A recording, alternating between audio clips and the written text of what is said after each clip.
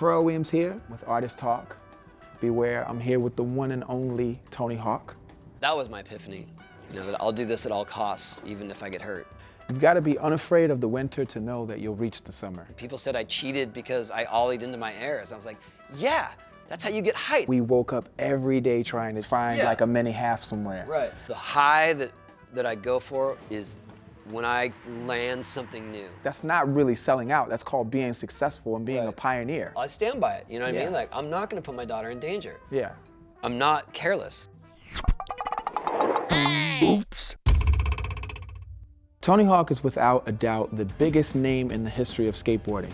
He took his talents in the sport to create an empire that has expanded throughout the world. His influence is evident all across the globe as he truly is an icon of sport, creativity, and most certainly business. First of all, thank you so much for coming on to talk to me on the show. Oh, well, I appreciate being invited. You were described as a kid with excessive energy. How would you describe yourself? Well, maybe a little more focused on my energy now. Then I didn't really know where to channel the energy, and so I was just sort of a handful for my parents. I played basketball, I played baseball, but I didn't excel so much in them that I was hooked on it. Mm-hmm. And then when I found skating, I just found this way to do it my own thing at my own pace, kind of create my own style, and that was it. I knew right then that that's what I wanted to do. And then they saw that I focused my aggression and my energy and my determination on that, and they were like, oh, thank God he found something. Right, because they were worried about you at first, right? And a little bit, yeah. Kind of had you tested, and then you received like a 144 IQ score. Did you embrace that? It was like, I was realizing that you were a smart guy. Yeah, that didn't really work to your advantage. I mean, I'm a child of the '70s, so it didn't really work to your advantage then. Then you're just labeled nerdy. Right. I didn't try to highlight that at all that much, but I was put in the advanced classes, and I had a couple of friends in my neighborhood that were sort of in the same boat, so we were sort of brought up together in that light. So how did you get introduced to skateboarding? My older brother, he was a surfer. He skated because that was kind of the guys who were into skating. It was the Dogtown era, so the surfers were getting into skating, and he did it when the waves are flat, and then he gave me his old board. What kind of board was it? Bane. It's about 4 inches wide, wooden riser pads, and I liked it, but I didn't think it was an epiphany or anything. I liked doing it. I went down the street a little bit, and then one day I got invited to the skate park, which was in San Diego, to go with a friend. And when I went to the skate park, I literally saw people flying around. I thought, that's what I want to do. I want to fly, and I did everything I could to figure out how to do that.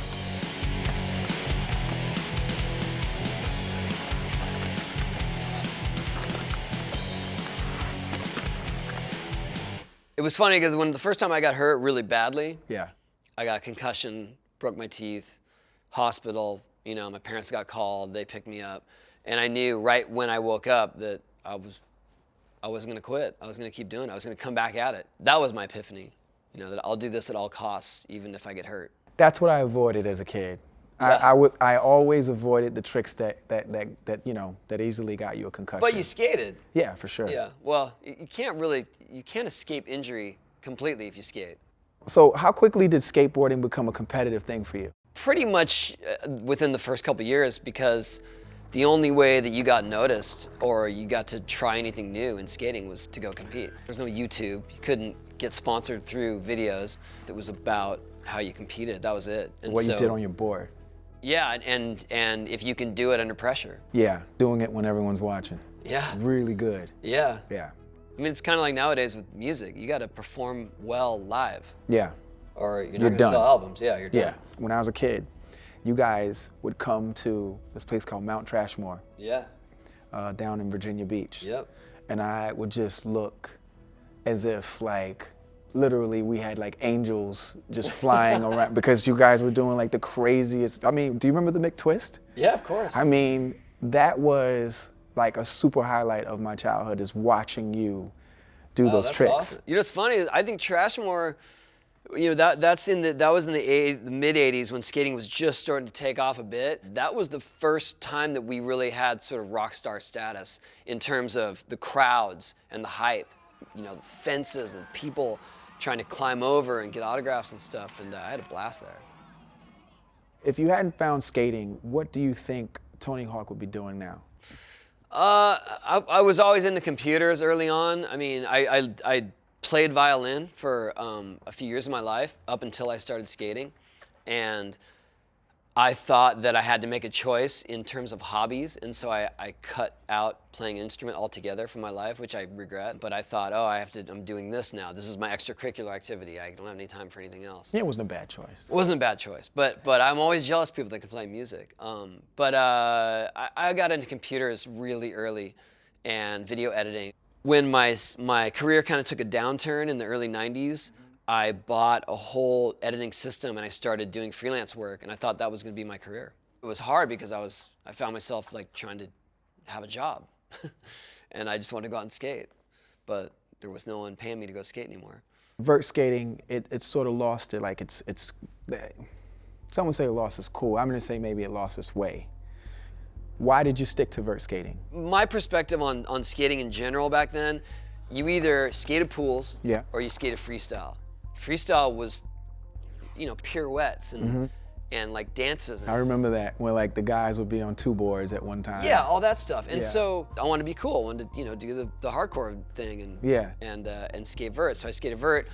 As the skate park started closing because of the liabilities, then people who wanted to skate, they literally just took to the streets, and that's when it evolved into something that anyone could access and do.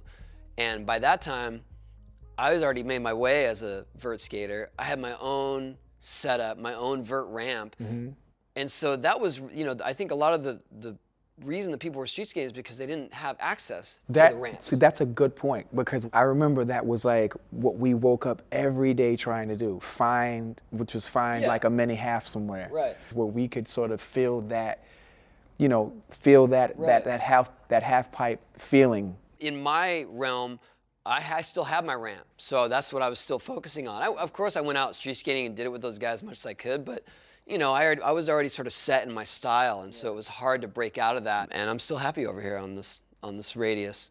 Oh yeah, it's awesome. It's an awesome platform. That's one of my regrets, is that I didn't stick with it just to see what that felt like. I was always like a street skater. I mean, we spent a lot of our time skating in front of 7-Elevens. But that's still, you were still skating. That's the cool part about it. And it was still a community effort. My first pro deck was kind of an accident. It wasn't the Iron Cross thing that people associate me with. It was just really this picture of a hawk with lightning bolts. I need that first board. Yeah. Oh, yeah. Yeah, I need to track one of those down. I stand by it. You know what I mean? Like, I'm not going to put my daughter in danger. Yeah. I'm not careless. And this is not some Michael Jackson moment. Yeah.